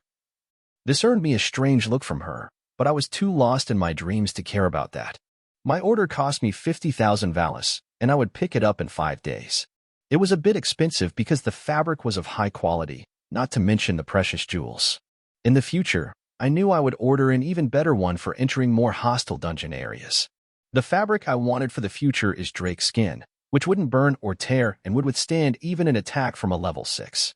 But it costs almost 10 million Valis, a material I could only obtain on the 50th floor if I could get it. I would save a lot of money because it's a scarce material that became even rarer after the fall of the Zeus and Hera families. Even Loki hasn't reached that floor yet. Maybe with Apollo's war game, I can make a lot of money. I mumbled as I left the store, thinking about profiting from future events. To achieve that, I won't take Belle with me into the dungeon or interfere in the MC's relationships here. However, I want to participate in the main events, even if it's just tweaking a story event here and there, until I become strong enough. After that, I will mess up the entire canonical story, even if I don't know it after the Xenos or Juggernaut events. Being with Belle attracts too much attention, of course, but I can also hide behind his growing image and fame. When people start paying attention to me, I will already be the strongest man in Orario, I thought with a laugh about my future. Freya, you'll lose the title of the strongest family to Hestia soon. He. I grinned maniacally with that thought while I was back on the city center streets, but I didn't care about the looks I received. It was still noon, so I wanted to do a few more things. I went to Babel Tower again, but instead of going to the guild, I climbed the stairs to a few floors where Hephaestus' cheapest blacksmith shops were located. I wanted to buy a temporary sword because while I was in the dungeon yesterday, I realized the need for a short-range weapon as well. Even with infinite mana and some spells to enhance my physical stats and boost my weapon's power, it would be helpful to have a sword. Entering the shop I had in mind, the same one Ina took my family member to, I smiled when I saw the armor that Belle would buy here in a few days, I believe. These were discarded items for anyone who wanted to pay for them. I could buy them for him, but I won't interfere with that. It's better if he chooses and gives direct credibility to Wealth Kratzo. Besides, he deserves to have his time with Ina when she takes him to this same shop. These women are important to him. Sometimes I wonder how he'll deal with a harem like that. I myself prefer to have only one woman as the mother of my children. Dealing with so much female attention would drive me crazy in his place, I thought as I walked through the store. Having a harem shouldn't be something that happens in real life. Most of those constructs are unrealistic. I'm only talking about the sexual aspect. Apart from the conflicts that arise over who will be the heir, that's where the betrayals start. So I'll be content with my green-haired, pointy-eared elf. Author's note: my character has this thought, that's why he doesn't engage in harems. Returning my attention to the store, I couldn't help but appreciate something from Kratzo as well. I needed a sword, so I went to the grumpy dwarf who was alone behind the counter, bored, his chin resting on his fist. Mr. Dwarf? Can I ask for some help? I said calmly, earning a furious look from the small man, but that's something he would do with anyone but Hephaestus, of course. Dwarves have a difficult temperament. I'm looking for swords from a specific blacksmith. Can you help me with that? I spoke again when I saw he didn't bother to answer me before. What kind of swordsmith, kid? He said in an angry tone. kid? Can't you see a young adult human, small man? I thought to myself, frustrated by this reception, even though I expected something like this. I easily get angry when someone calls me that, but I sighed and got straight to the point, trying to ignore the insult.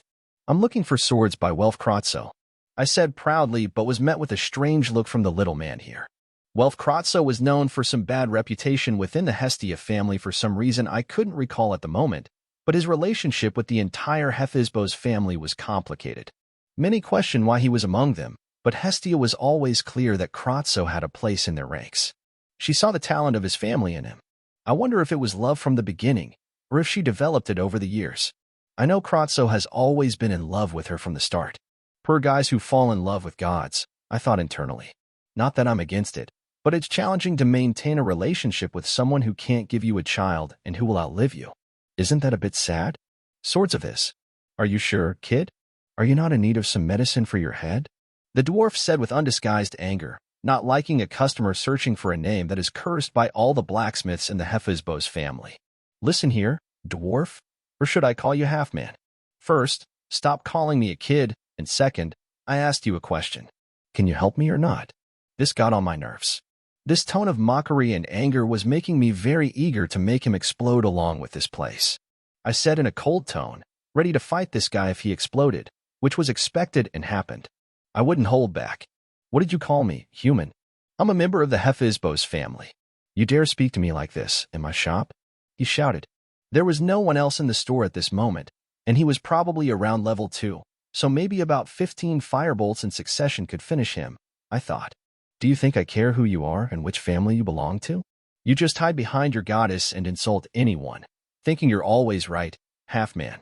A dwarf like him is clearly used to insulting adventurers in this store and does it with pleasure, seeing that they're all just low-level rookies.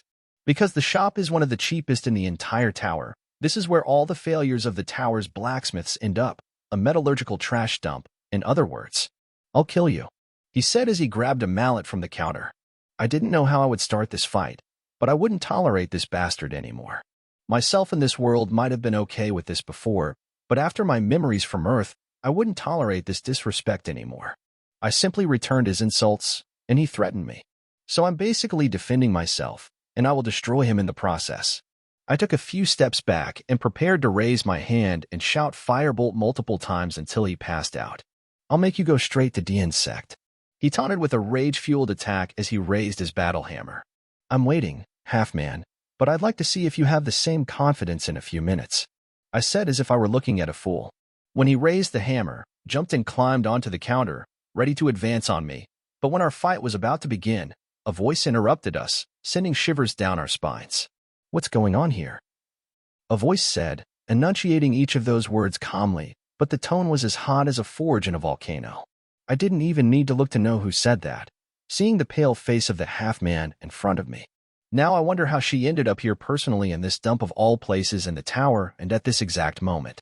I let out a small sigh. Perhaps her presence saved me from some problems. I knew that if I fought the dwarf, I would destroy a part of this store.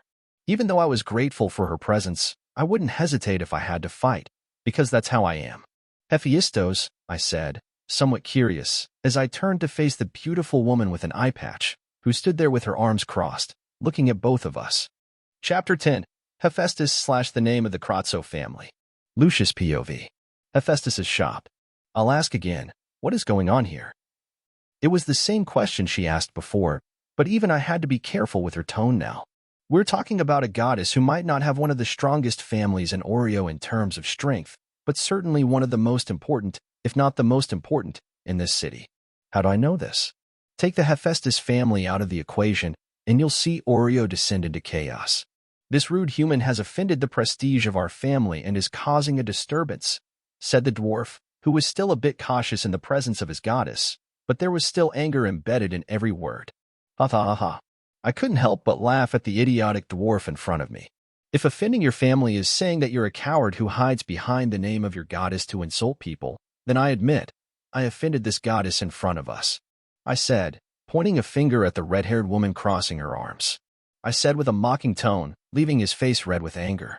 Seeing that he expected me to behave like a dog in front of Hephaestus, his mistake, because I couldn't care less about all these gods in this city. Hephaestus raised an eyebrow but didn't say anything.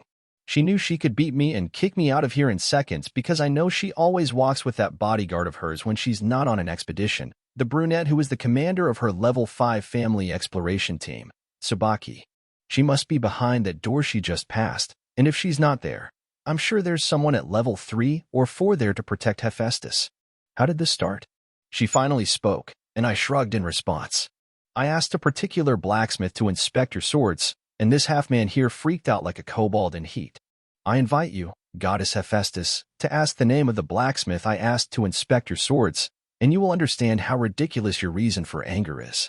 I said with a smile, and the dwarf didn't know if he was more irritated by my insults or feared saying the name that started this mess to Hephaestus.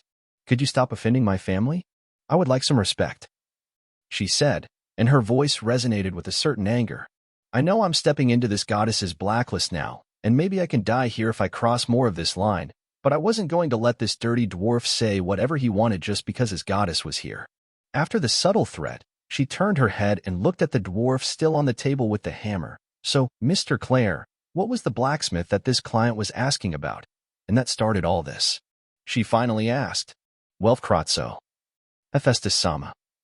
He finally said reluctantly. He couldn't lie to his goddess, so he really said who irritated him so much. Hephaestus was surprised, not by the dwarf getting angry, but by a random adventurer asking about the pieces of this blacksmith, and she couldn't help but ask, Why Welfkratzo, Mr. Adventurer? She said looking at me. Because I believe Mr. Kratzo has potential within his family, one that is not limited to just magic swords. I believe he will be a great blacksmith, someone I can buy armor and weapons from to protect me in the dungeon now and in the future. I said what I knew about Welfkratzo. He is someone who refuses to make magic swords, which was the branch of his family he curses after seeing all the destruction these weapons can bring. But even without magic swords, he still has the talent to make high-quality and still cheap equipment in this small deposit, which benefits me a lot with my current financial status. Hephaestus smiled at my explanation. An obvious reaction. I'm talking about your future lover. Of course, she's proud to see him recognized like this by another party. I thought to myself while getting out of her blacklist at this moment.